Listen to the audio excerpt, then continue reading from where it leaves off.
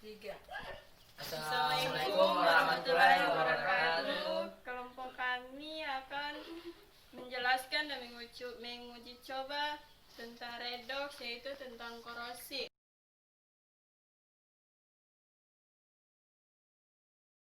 Kerusakan atau degradasi logam akibat reaksi redox antara suatu logam dengan berbagai zat di lingkungannya yang menghasilkan senyawa-senyawa yang tidak dikehendaki. Dalam bahasa sehari-hari, korosi disebut perkaratan. Contoh korosi yang paling lazim adalah perkaratan besi. Pada peristiwa korosi, logam mengalami oksidasi, sedangkan oksigen atau udara mengalami reduksi. Karat logam umumnya adalah berupa oksida atau karbonat. Rumus kimia karat besi adalah Fe2O3NH2O, suatu zat padat yang berwarna coklat merah. Korosi merupakan proses elektrokimia. Pada korosi besi, bagian tertentu dari besi itu berlaku sebagai anoda, di mana besi mengalami oksidasi. Selanjutnya saya berikan kepada Fe dikali S kurang dari atau lebih dari Fe2 plus dikali Aki tambah 2E. Elektron yang dibebaskan di anoda mengalir ke bagian lain dari besi itu, yang bertindak sebagai katoda, di mana oksigen tereduksi. Bagian lain dari besi itu yang bertindak sebagai katoda, di mana oksigen tereduksi.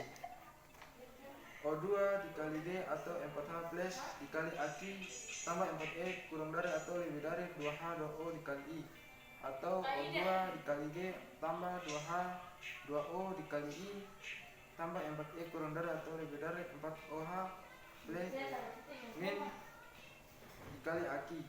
Ion besi 2 yang berbentuk pada anoda selanjutnya teroksidasi membentuk ion besi 3, yang kemudian membentuk senyawa oksidasi terhidrasi yaitu karat besi.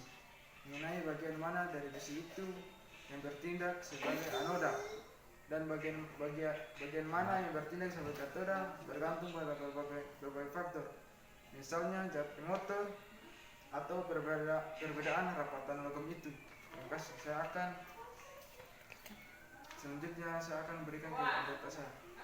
Dapat juga diartikan sebagai seragan yang merusak logam karena logam bereaksi secara kimia atau elektrokimia dengan lingkungan. Ada definisi lain yang mengatakan bahwa korosi adalah kebalikan dari proses ekstraksi logam dari biji mineralnya. Contohnya, biji mineral logam besi di alam secara kimia atau elektrokimia dengan lingkungan. Ada definisi lain yang mengatakan bahwa korosi adalah kebalikan dari proses ekstraksi dalam logam dari biji mineralnya. Contohnya, biji mineral logam besi di dalam bebas ada dalam bentuk senyawa besi oksida atau besi sulfida. Selanjutnya diberikan kepada rekan saya. ekstraksi dan diolah akan dihasilkan besi yang digunakan untuk pembuatan baja atau baju paduan. Selama pemakaian, baja tersebut akan bereaksi dengan lingkungan yang menyebabkan korosi atau kembali menjadi senyawa besi oksida. Deret volta dan hukum Nernst akan membantu untuk dapat mengetahui kemungkinan terjadinya korosi. Kecepatan korosi sangat tergantung pada banyak faktor, seperti ada atau tidaknya lapisan oksida. Karena lapisan oksida dapat menghalangi beda potensial terhadap elektrode lainnya yang akan sangat berbeda bila masih bersih dari oksida. Sekian dan terima kasih. Setelah penjelasan dari kami, selanjutnya kami akan diuji coba.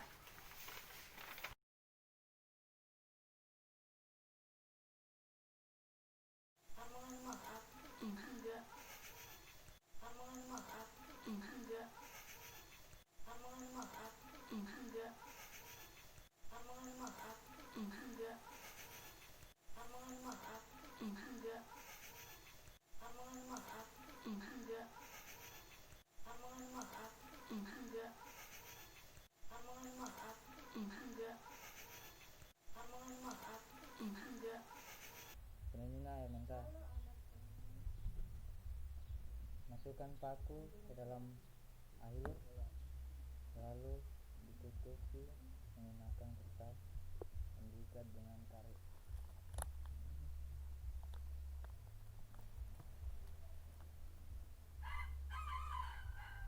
Selanjutnya air matang. Masukkan paku ke dalam, lalu ditutupi dengan kertas, diikat dengan karet.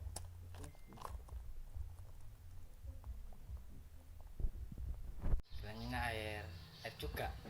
Masukkan paku ke dalam, ditutupi menggunakan plastik, lalu diikat dengan karet.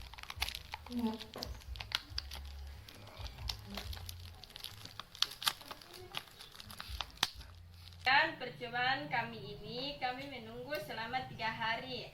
Sampai jumpa di hari berikutnya untuk melihat hasil percobaan kami. Wabillahi taufiq wal hidayah. Wassalamualaikum warahmatullahi wabarakatuh.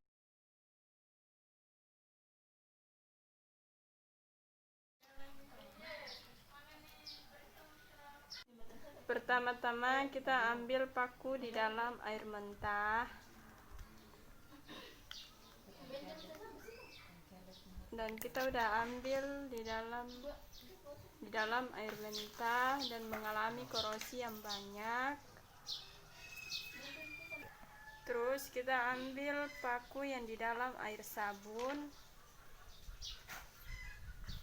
Dan kita udah ambil paku yang di dalam air sabun mengalami korosi yang sedikit. Selanjutnya kita akan ambilkan paku dari minyak goreng.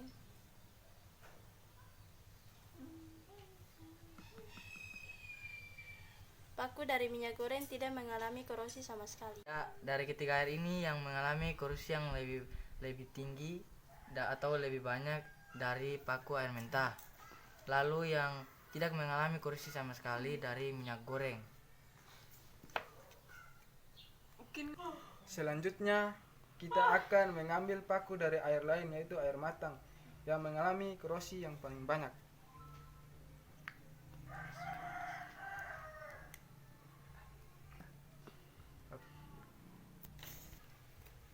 Selanjutnya air garam. Air garam mengalami korosi yang cukup banyak lagi. Bisa dilihat. Dan ini air cuka, air terakhir yang tidak mengalami korosi sama sekali. Dari ketiga air ini yang mengalami korosi yang paling banyak dari air matang yang tidak mengalami korosi sama sekali dari air cuka. Lalu yang mengalami korosi yang cukup sedikit dari air garam. Demikian hasil percobaan kami. Sekian, terima kasih. Wabillahi taufiq wal hidayah. Wassalamualaikum warahmatullahi wabarakatuh.